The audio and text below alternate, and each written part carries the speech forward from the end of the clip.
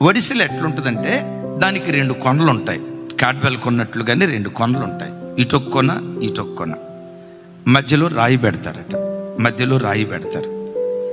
ఎలా దాన్ని వాడతారు అంటే దీన్ని ఎలా గిరా గిరా గిరా గిరా గిరా తిప్పి ఒక కొన పట్టుకొని ఇంకో కొన వదిలేస్తారంట. ఎప్పుడైతే ఆ కొన వదిలేశారో మధ్యలో ఉన్న రాయి రివ్వుమని దూసుకుంటూ శత్రువు నుదుట తాకి కుప్పలాగా వాడు కూలేటట్లుగా చేస్తుంది ఒడిశల్లో ఉన్న రాయి. దైవజనులు రాజశేఖరయ్య గారికి దానికి చెప్పే అద్భుతమైన నిర్వచనం ఏంటంటే, ప్రతి మనుషుని చేతిలో లోకముంది, పరలోకం ఉంది.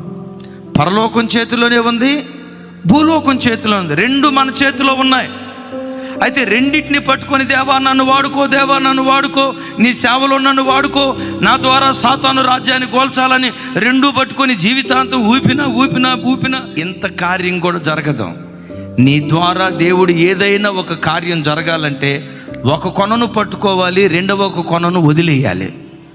దేవుడు నీ ద్వారా అఖండమైన విజయాలు నీ ద్వారా దేవుడు సాధించినట్లుగా లోకమనే కొన క్రైస్తవుడు విడిచిపెట్టాలి. పరలోకపు కొనను పట్టుకునేటువంటి వాడిగా దేవుని దగ్గర బ్రతకాలి. లోకంలోనే బ్రతుకుతాం. కూర్చున్నా లేచిన ప్రభా నేను లోక సంబంధిని కాదు. ఎందుకు? మీరు లోక సంబంధి కాదు కదా, మీరు పరలోక సంబంధిగా బ్రతికారు కదా. మీరు లోక సంబంధి కానట్లు నేను లోక సంబంధిని కాదని పరలోకాన్ని పట్టుకొని ప్రభు కొరకు మనం బ్రతికితే నీ ద్వారా సాతాను రాజ్యాలు దేవుడు కూల్చివేయటం ప్రారంభిస్తాడు. అపవాది రాజ్యాలు కూల్చివేయటం ప్రారంభిస్తాడు.